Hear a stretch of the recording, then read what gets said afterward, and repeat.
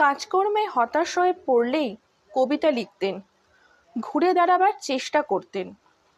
বহুমুখী প্রতিভাধর অধ্যবসায়ী sir Ronald রসের জীবনটি বড়ই বৈচিত্র্যময়, যার প্রতিটি মুহূর্ত তিনি কাজে লাগাবার চেষ্টা করেছেন।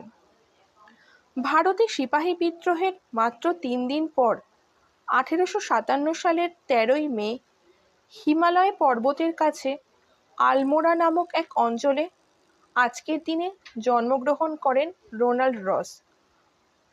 পাখা ব্যবহার করা ছেড়ে দিয়েছিলেন, পাখার বাতাসে কাটাকুটি করা মশাগুলো উড়ে যেত তাই।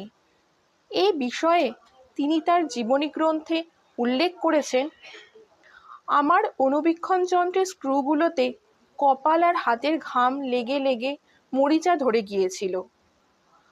তার প্রকাশিত প্রথম গবেষণাপত্রে